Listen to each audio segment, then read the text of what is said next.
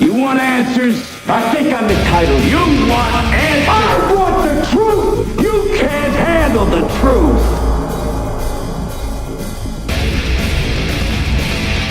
There's the television. All right there. All right there. Look, listen, Neil, Fred. This is politics at its finest. This is where the rubber meets the road.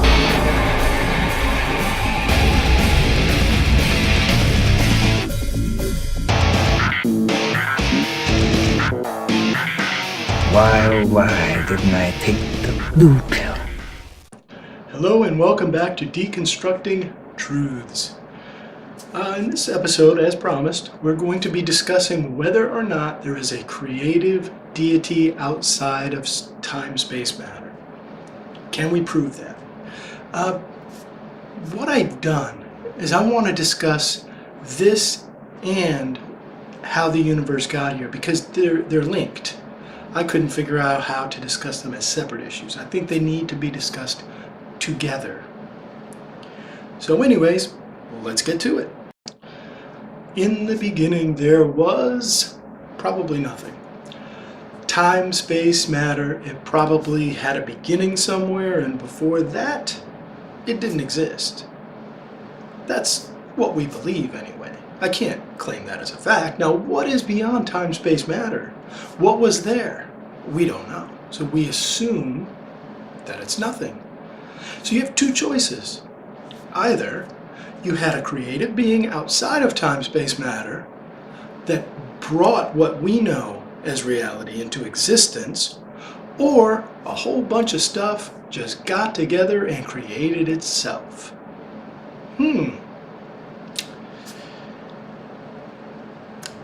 Is either one really scientific? It seems to me both are supernatural. Both. It doesn't matter which one you believe in. We do not observe a God. We see a lot of effects that we could attribute to him that could be interpreted as though it came from a God. But a lot of those things could also be interpreted in naturalistic means. You know, science claims that they follow the law of naturalism. You know, everything must have a natural cause and, you know, must come about in a natural way that we can test and observe. You can test and observe something creating itself from nothing in the beginning. It's not something we see happening anymore. So it's not natural. So they believe in the supernatural. Now, as we start this, I want to preface this with an example to kind of give you an idea of what I believe. All right, imagine this scenario. There's a guy laying in the middle of the floor of a room. He's got a smoking gun laying on his chest and a bullet hole, and 10 guys are sitting around him. All of them have working fingers. Now, somebody could walk in and imagine how many different scenarios they could come up with of what could have happened and how it could have happened. They could come up with some very convincing arguments. But you know what? Only one is actually the truth. What if the guy had a heart attack before and got shot after the fact? You don't know. It seems to me what science is trying to do is they've already got in their mind what happened, how it happened, and who's guilty. And the only thing they're searching for is evidence to prove that. They're not following the evidence where it leads. And in this, I'm going to show you what I mean. Let's talk about redshift. What is redshift? Well, the waves of light are expanded or compressed, kind of like they do with sound. They call that the Doppler effect of sound. But because of they read the color of the light, it's either being, you know, stretched or it's being compressed, and they can tell the planets are moving out from us. They take this, the fact, we observe the planets moving. That's the fact. That's the only fact. They interpret it to say, well, it must be the universe expanding.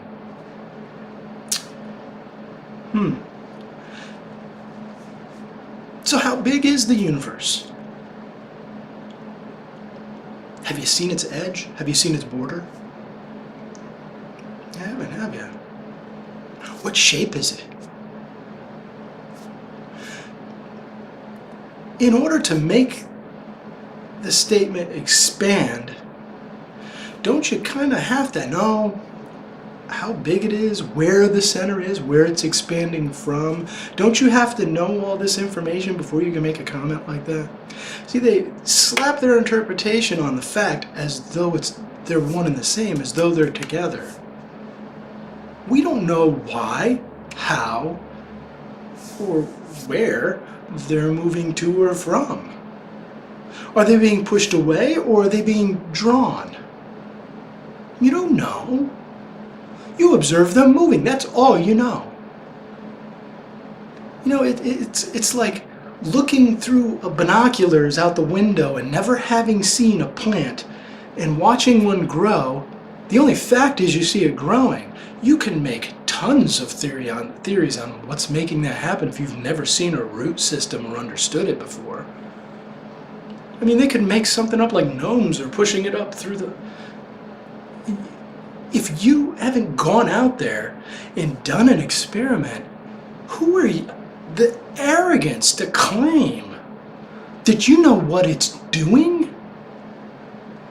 Come on, man. I wasn't born yesterday. Don't get me started. Anyways, the only fact is we see them moving. We don't know why. We don't know how. We don't know where they started. We don't know where they're going. We don't. The other thing is, now, it's generally interpreted that the redshift, everything's expanding. With the Big Bang, it's been, it blew up and it's expanding. And then a common thing is they'll say, and then it's going to compress and it's always doing this. No evidence for that whatsoever. I mean, if you want to put your faith in that, knock yourself out. The Christian perspective is, it says in the Bible, God stretched out the heavens, and they say that, well, the redshift is God stretching the heavens. Both are interpretations. Both have no evidence other than, yes, we see the planets moving. That's it. Both are, nobody's debating the evidence. They're interpreting the evidence. That's where the debate is. That's always where the debate is. So understand that. Okay, let's talk about the Planck epoch. The Planck epoch was some dude sat around in his office or wherever and thought, I bet you 10 or 0.10 minus the 33rd or 44th power seconds before the Big Bang occurred, which of course has never been proven, so he's piling his theory on an unproven belief. So he said before that occurred, everything was a hot, dense mass that was all squished up really, really small, and then it exploded. Well, there's a lot of problems with that. Number one, how do you test something like that? You can't. How do you reproduce that event? You can't. That's a faith-based position built upon a faith-based position. Do you see how it all works?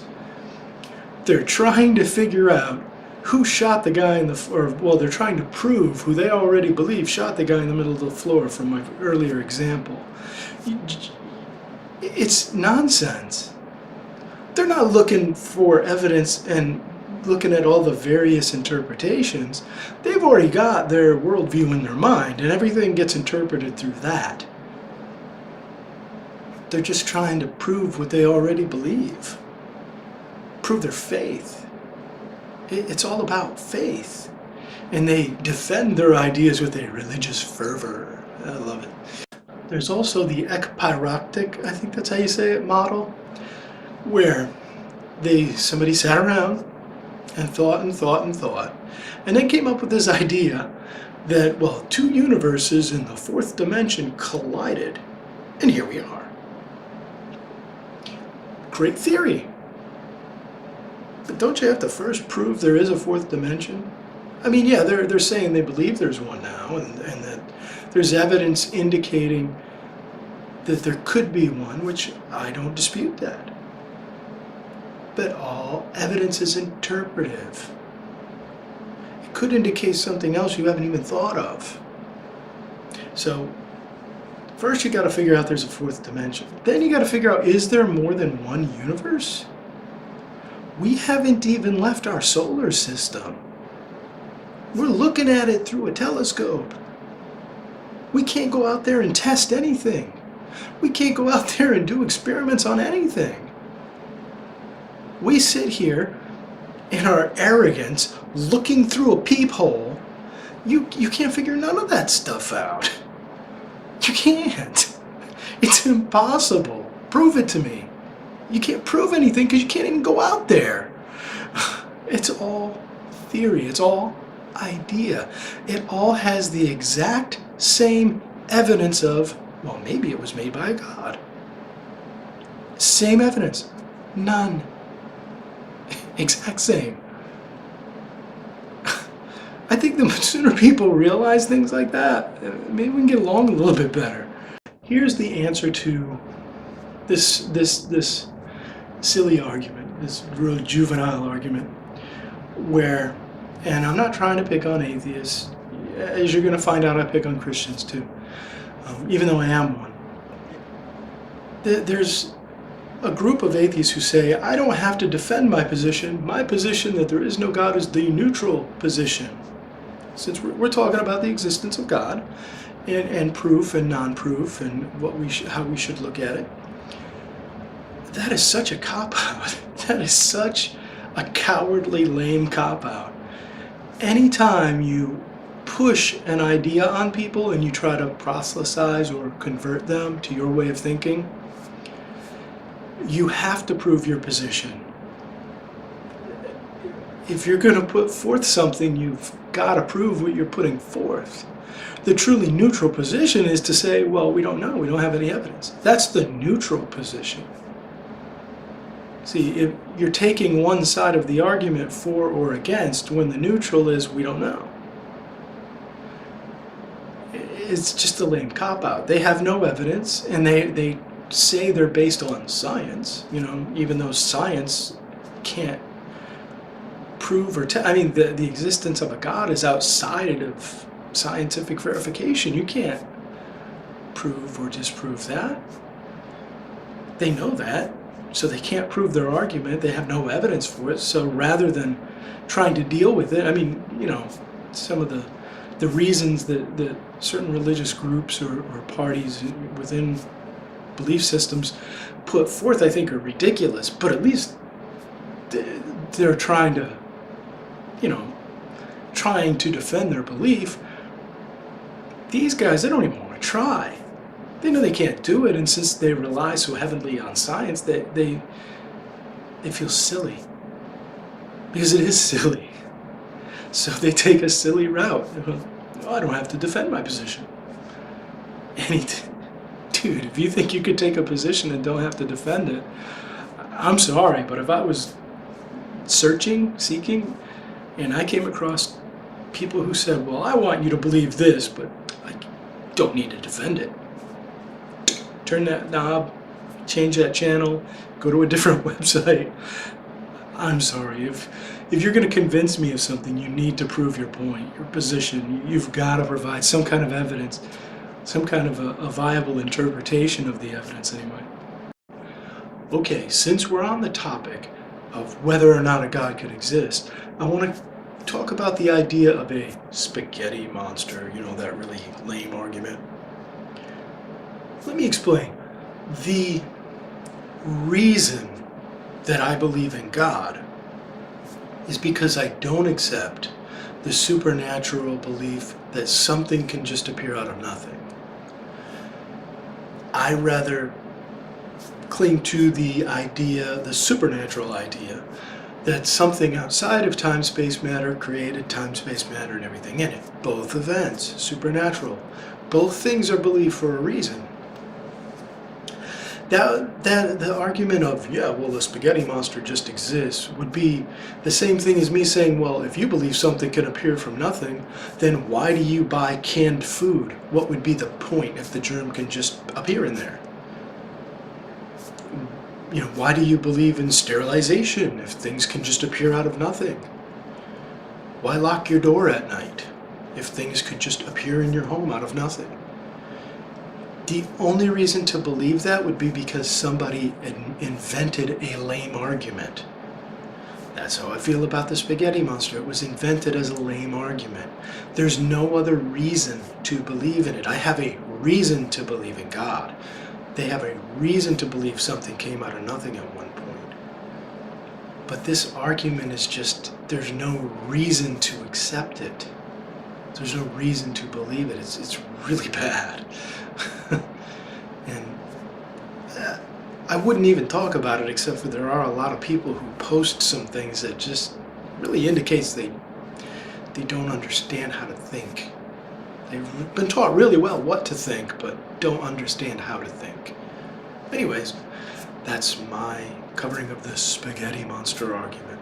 So to sum everything up, in the beginning, there was nothing. Then there was something.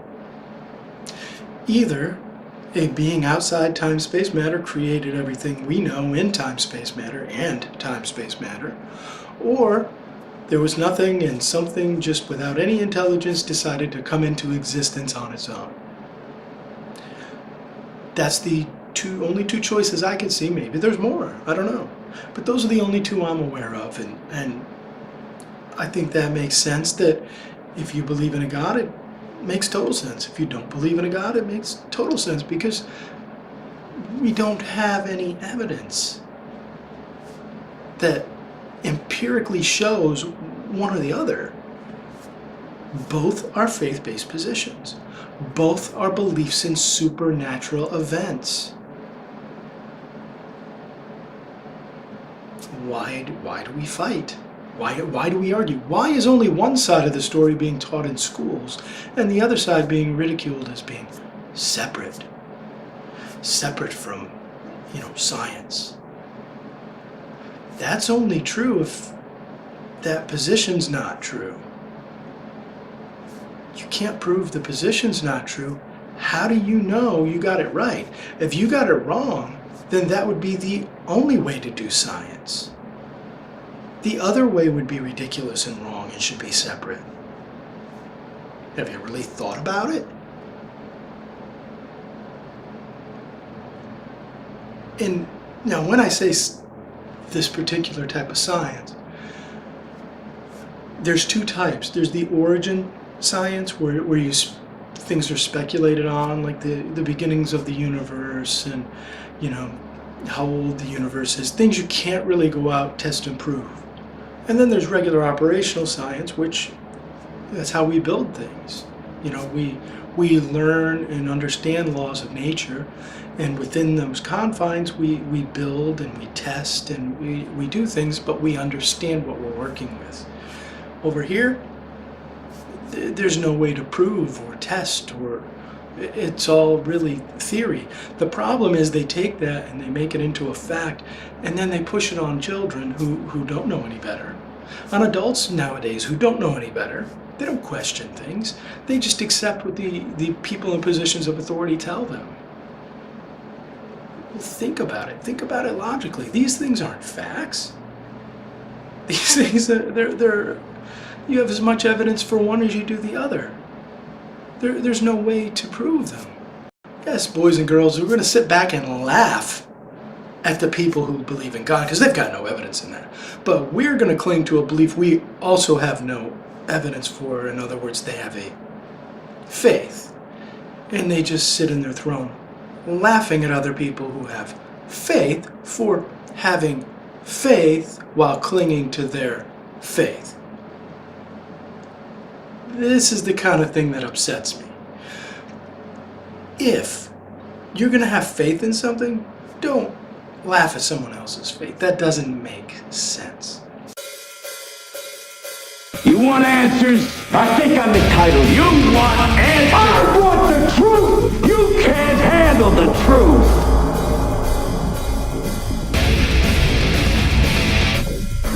television. All right there. All right there. Look, listen, Neil, Fred. This is politics at its finest. This is where the rubber meets the road.